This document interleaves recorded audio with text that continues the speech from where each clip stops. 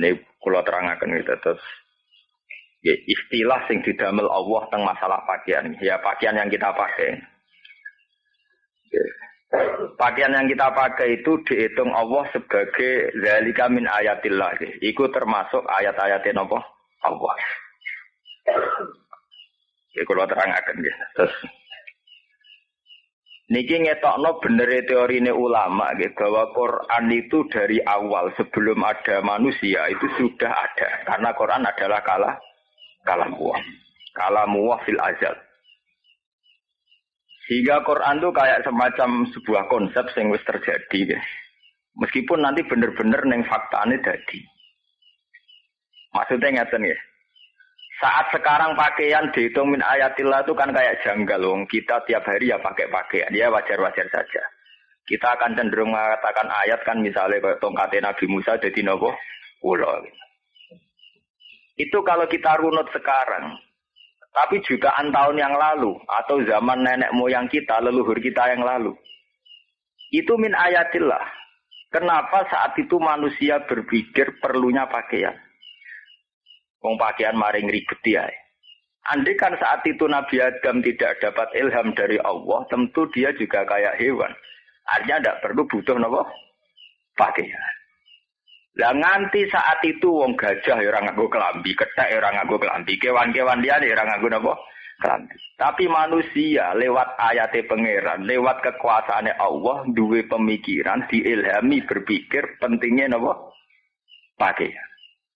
Sebab itu pakaian tradisi berpakaian dihitung nikmat. Qad anzalna alaikum libasai yuwari sawatikum napa? Warisa. Paham nggih? Kula baleni malih nggih. Jadi kadang kita maknani Quran itu harus merunut masa-masa lalu. Masa di zaman kita ada. Atau pertama kali permulaan manusia. Normalnya saat itu karena masih kuno sekali.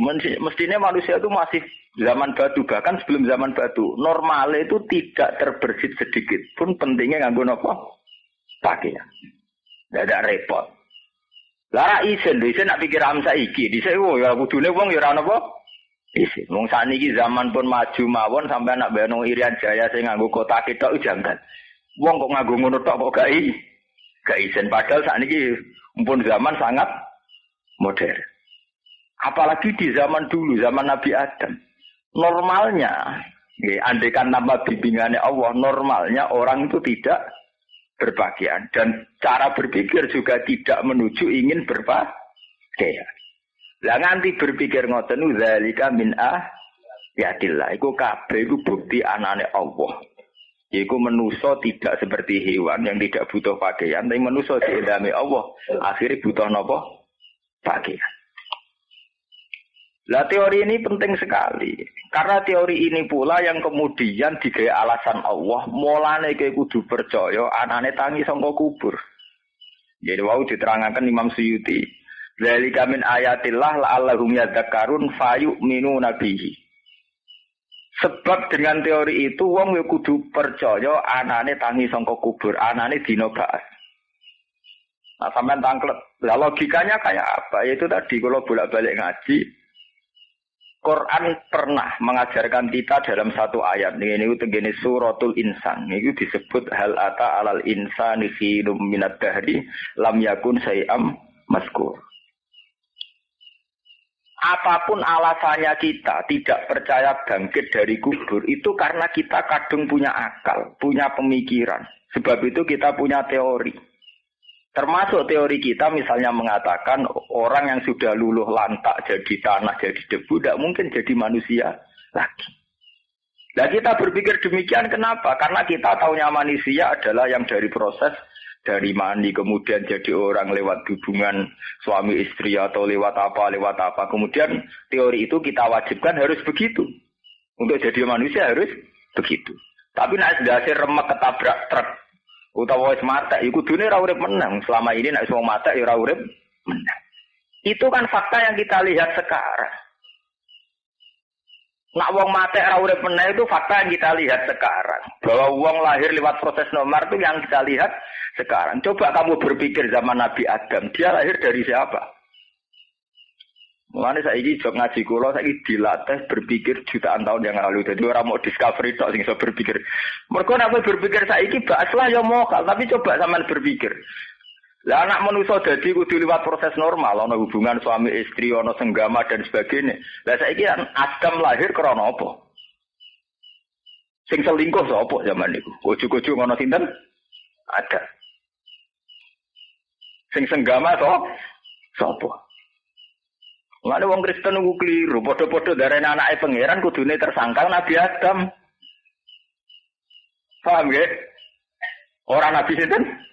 Isa. Mergo rawan rabi bapak mbok sinten? Nabi Adam. Padha-padha nuduh Allah duwe anak kudune sing diarani sinten? Nabi Adam. Malah Nabi Isa sing lagi wingi-wingi diarani napa? Dua.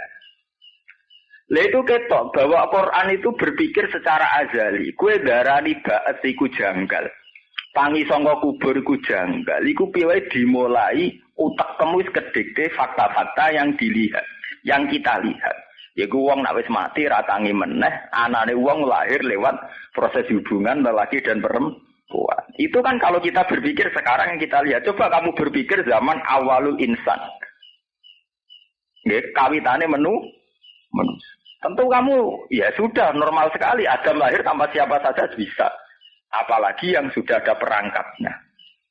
Ya, sebab itu manusia lewat Quran dilatih berpikir zaman dulu. Ini ku teng surat Insan apa? Hal ata alat insani khinum minad dahri lam yakun sayamat kura. Manusia itu pernah mengalami satu masa di mana dia tidak siapa-siapa. Lam yakun sayamat kura. Kemudian menjadi siapa-siapa. Dan setelah menjadi siapa-siapa itu ironisnya manusia malah berpikir yang melawan kudratullah, melawan dalailu napa? Kudratillah. Lah masalah pakaian dia mirip ngoten niku. Sampeyan saiki wong pakaiannya kok darani min ayatillah. Itu karena kita berpikir sekarang di mana kita sudah berpakaian secara rutinitas.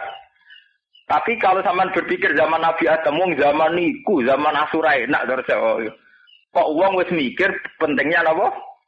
Pakaian. Wong zaman saiki wae jek ana wong Irian Jaya sing cara berpakaian nganggo ngoten tok.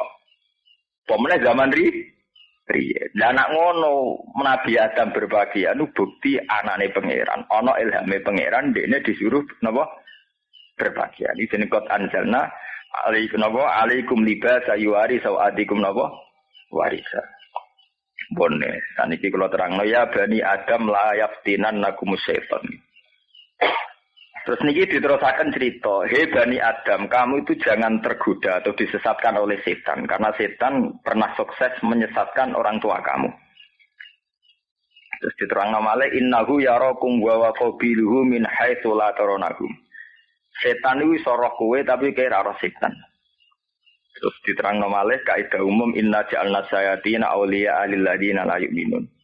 Setan itu tak gawe dadi kancane wong-wong sing ora iman. Ini sing jadi perdebatan itu menyangkut misalnya setan itu tidak bisa dilihat tuh maksudnya gimana? Ya. Lah ana saiki wong roh gerduwo utawa roh jin sing jasa ilmu jaduk-jaduk nih. Kalau ketemu Ruhi Sunan Kalijogo sing seneng klenik-klenik itu kan terus pertanyaan-pertanyaan ngoten, mbok pertanyaan ilmiah mbok sengak kan ra jelas. Wong takok kadang ya sengak mau nuruti cangkem elek utawa nuruti kurang napa? Penggaya. Lah anak peneliti takokane lu ekstrem meneh. Lalu setan sendiri itu nyata apa fiktif? Santri terus ngamuk murtad ngono kok takokno. Ya sedurunge wis murtad malah hukumin apa? Murtad. Kowe ngukumi murtad malah penghormatan. Ndekne ku jek kafir dadi peneliti mbok hukumi murtad malah koyo mbok tahu mbok arani Islam artine murtad keluar saka Islam. Ndekne ora tau Islam blas. Yo ora murtad blas. Paham?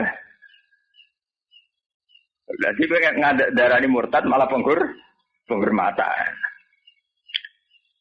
Ya kita itu harus meyakini atas nama iman kita meyakini setan itu ada. Ya, bentuknya kayak apa wallahu alam. Sama seperti ilmuwan mengatakan vitamin itu ada. Vitamin itu ada, ilmuwan sendiri gak ngerti. Vitamin itu terus ingin ngerti. Misalnya pisang ono vitamin sing ndi. Ya ora pokoke ono lah iya nek agama muni pokoke ono mbok arani ra rasional. Bapak ilmuwan saiki muni pokoke ono ya. Asline wong padha wae, padha bentone asline. Cuma kene kan bento terus melarat terus sawangane bento tenan. Lah kono bento sugih. Lah iku mari perkarane iku tok. Kono bento nganggo dasi terkenal profesor dokter penelitian. Bentone koyo sah. Artinya ketara pinter. Lah kene wis bento melarat lunak kulono. Lah terus kalau bento tenan kan. Nah, akhirnya benar tuduhannya komunis DKI bahwa agama itu candu masyarakat. Orang bingung terus boleh hiburan agama. Terus repot kan. Sajane ya padha wae nek tangan. Nah, ilmuwan tak kok setan itu apa gak real lah vitamin. Ya gak real. Lah vitamin itu mana? Ya yes, pokoknya tiap pisang bisa ngandung vitamin A kali. Lah iya. Ya itu mananya. Inilah itu pisang vitaminnya itu gimana? Ya sama seperti begitu kan nggak ada selesainya kan. Nah nuruti cangkem elek ora bare. Ya sudah kita yakin setan itu ada. Nah menurut keyakinan agama, sistem kerja setan itu arahnya idlal, menyesatkan. Ya, menyesatkan. Lah menyesatkannya setan itu kayak apa? Nah kembali ke agama. Terminologi istilah setan menyesatkan itu karena agama itu kadung punya aturan. Jadi sampean salah paham bayangno setan terus sesuatu yang menakutkan yang hebat dan setan itu tidak siapa-siapa, enggak kagum sama sekali, itu orang penting belas. Cara kitab-kitab ilmu hakikat mindilu hadzidar. Setan mau sapu tangan toh, kok tisu lah ben numpang nak bermangan lu federasi dikai napa? Tisu. Artinya setan itu sepele sekali. Ya cara kitab-kitab ilmu hakikat. Nah setan itu apa? Yang jelas setan itu cara agama yang kita kenal tugasnya idlal, menyesatkan manusia. Kenapa manusia dikatakan sesat? Karena agama punya aturan. Di kalau balik ini malah hancur salah paham ya. Gue nak salah paham, nak soal pengeran orang tanggung jawab. Itu tuh orang oleh salah paham. Loh karena saya berani bertanggung jawab. Kalau ngaji ini ngarepe sampean tuh mangsamu sampean lebih tertanam di hati saya sama sekali tidak. Saya ngaji ini di depan Tuhan. Jadi kita tanggung jawab di depan Allah, Tuhan. Agama itu kadung punya aturan. Misalnya zina dikatakan haram. Ketika zina dikatakan haram, tentu yang zina dikatakan sesat. Karena zina kadung dikatakan haram. Sehingga yang zina dikatakan sesat atau terpeleset. Sholat itu dikatakan wajib oleh agama. Sehingga yang tidak sholat dikatakan katut jalurnya setan. Nah kalau demikian halnya, maka asal usul dikatakan disesatkan setan karena orang melenceng dari aturan Tuhan. Misalnya orang disuruh sholat, tidak sholat. Disuruh meninggalkan zina, zina. Disuruh meninggalkan minum, khamr, minum. Sebab itu di sini dijelaskan. Inna ja'alna sayatina awliya alilladzina la yu'minun. Setan itu selalu berkawan dengan orang yang tidak iman. Maksudnya orang yang tidak sesuai aturan. Karena awal dari dikatakan setan atau sesat adalah kita iman, nak zina itu haram. Berarti yang zina melanggar aturan iman bahwa zina itu haram. Paham ya? Sebab itu istilah Kanjeng Nabi ketika ngomentari atau dawuh halal sing maksiat, istilah Nabi la yazni zani khina yasdi wa huwa mu'min wa la yasriku sariku khina yasriku wa huwa mu'min. Wala yasrabu saribu khina yasrab wa huwa mu'min. Ora ana wong sing zina saat zina dalam keadaan dia iman. Ya ora ana wong mabuk saat dia mabuk dalam keadaan iman. Ya ora ana wong nyolong saat nyolong dia dalam keadaan iman. Karena iman adalah sebuah aturan. Kalau kamu iman zina itu haram, harusnya ya kamu tidak zina. Berarti saat kue zina, berarti dianggap kue itu melanggar aturan imanem sendiri. Sebab itu istilahnya bila esnisani hina esni wa huwa mu'min. Lah kemudian ini hadis sahih loh. Berarti hadis ini selaras atau semakna dengan istilahnya Quran, inna ja'alna sayatina awliya alilladzina la yu'minun. Bahwa setan selalu berkawan dengan orang yang tidak iman. Mohon sampai temriku. Itu normal ya. Artinya periode normal. Ini ku periodenya para ulama yang dulu belum terpecah-pecah oleh firqah. Periode normal.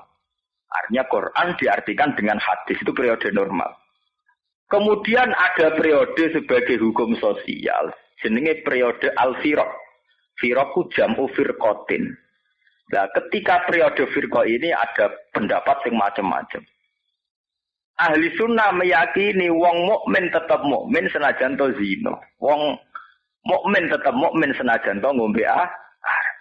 Soal zina ngombe arak mau dadekno wong mukmin fasik utawa zalim, tapi tidak keluar dari iman. Sehingga nak mati ya perlu disolati. Nak mati ya kudu didongakno wa maghfir lahu marhamhum wa afihim wa funaba anhu. Niku cara ahli sunnah. Cara wong khawarij karena ada hadis tadi berpendapat siapa saja mukmin yang melakukan dosa berarti keluar dari iman.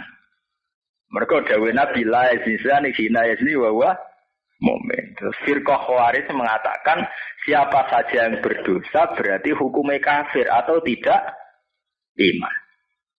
Ya cara pendapatnya khawarij. Pendapat ini ya sebetulnya murni saja polemik ilmiah. Artinya ilmiah itu ya sesuai zahirul Quran atau zahirul hadis. Memang kesannya begitu. Orang yang sedang zina atau sedang maksiat istilah inna ja'alna sayatina awliya'a lil ladzina la yu. Sebetulnya secara polemik ilmiah ini tidak punya akibat apa-apa, sangat tidak punya akibat apa-apa. Tapi kemudian hidup itu tidak hanya polemik ilmiah, hidup itu ada fakta politik, fakta sosial. Nak uang menghukumi maksiat dihukumi kafir, resikonya kafir itu muhadarun damuhu. Nah wis dihukumi kafir halal darah. Nah, tepaan khawarij meyakini Ali itu salah. Nah, salah dihukumi kafir. Akhirnya wong khawarij mateni Sayyidina Ali. Sebab itu pembunuh Ali wong khawarij, pembunuh Umar ya wong khawarij, pembunuh Muawiyah ya wong khawarij. Kok dia meyakini nek wong mukmin salah iku kafir, nek kafir halal darah. Padha mek keyakinan Sunni mek Syiah ning Irak. Mulane kira usah takok, padha Islame kok tukaran. Cara mereka gak ono ning otak mereka padha Islame ora ono. Angger wis salah ya kafir, angger kafir halal darah.